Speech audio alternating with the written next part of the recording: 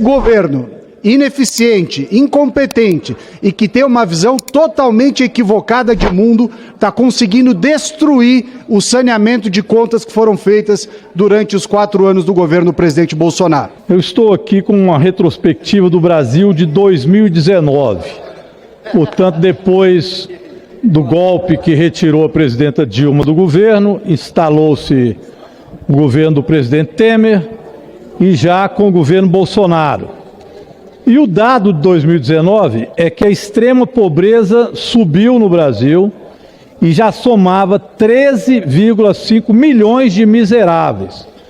2019, presidente. Agora, 2024, essa notícia é do El País.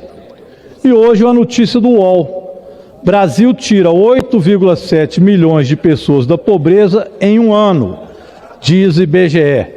Portanto, precisamos comemorar esta redução de pobreza que foi feita agora durante o ano de 2023 e durante o ano de 2024 do governo do presidente Lula.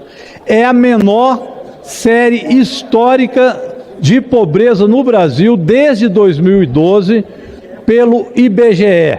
8,7 milhões de pessoas que saíram da linha de pobreza agora no primeiro ano do governo Lula. Outros 3,1 milhões deixaram a extrema pobreza. É outro dado a ser comemorado.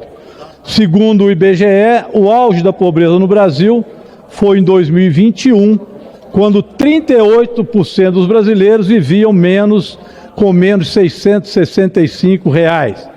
É claro que podemos dizer que é um problema da pandemia, é verdade. A pandemia aprofundou a pobreza. Mas desde que Bolsonaro tomou posse antes da pandemia, esses dados já vinham se avolumando. E em 2018 a pobreza era de 31%. Em 2019, 32,5% e chegou a 38% em 2021. Foi quando houve a fila do osso. E vocês lembram do povo comprando osso no supermercado. A queda na pobreza agora é resultado principalmente do dinamismo e do aumento da cobertura de benefícios sociais. Por isso, BPC, Bolsa Família são fundamentais de serem mantidos e ampliados no nosso país. A notícia saiu hoje no mesmo dia em que o mercado dá um chilique e 90% deles dizem que não querem o presidente Lula, não gostam do presidente Lula. É claro, banqueiro gostar do presidente Lula e do nosso governo, que diminui a miséria e divide renda, realmente não combina. Então vamos seguir combatendo a pobreza e a desigualdade. O governo Lula está no caminho certo, presidente. Adágio popular: em casa em que falta pão, todo mundo grita e ninguém tem razão. Ele se aplica ao momento atual, seguramente aqui da Câmara dos Deputados, talvez também do Senado. Está uma nebulosidade total sobre o que vai acontecer do ponto de vista do nosso trabalho, da nossa pauta. O governo anunciou semana passada, depois de um longo tempo de negociação, e o Lula, com seu espírito democrático, corretamente ouviu ministérios. Ele tem, com a sua sensibilidade social derivada da sua história de vida, muita preocupação em cortar direitos ou benefícios dos mais pobres, e afinal veio o anúncio de um projeto de lei, de um projeto de lei complementar e de uma emenda constitucional, de uma PEC. Essa PEC ia ser apreciada hoje na Comissão de Justiça, Constituição, Justiça e Cidadania. E nós do PSOL íamos pedir vistas, porque ela foi publicada ontem de manhã, nem relator tinha, e apreciá-la hoje de afogadilho seria, do ponto de vista do bom trabalho legislativo, uma leviandade, um erro. Além do mais, ela estabelecia restrições aos benefícios de prestação continuada e outras indicações muito negativas, assim como o projeto de lei, o PLP. Nós ficamos muito animados quando o ministro Haddad anunciou a isenção do imposto de renda para quem ganha até R$5.000 e taxações robustas para os milionários que ganham acima de 50 mil por mês. Só que isso não está em projeto nenhum.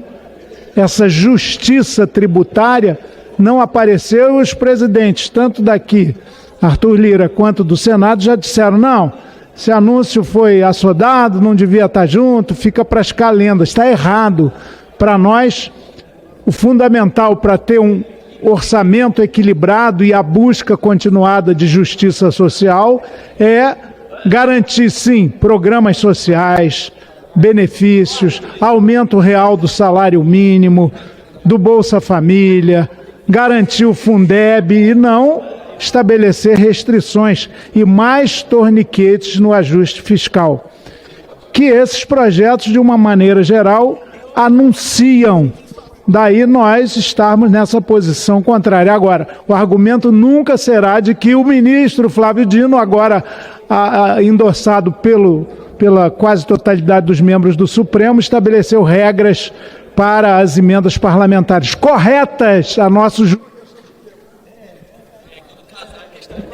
corretas. Você exigir que as emendas PIX tenham um plano de trabalho, exigir que as emendas de comissão tenham seus autores identificados, assim como as das bancadas, contribui para o princípio constitucional da transparência, da publicidade, consequentemente, da idoneidade e da eficácia.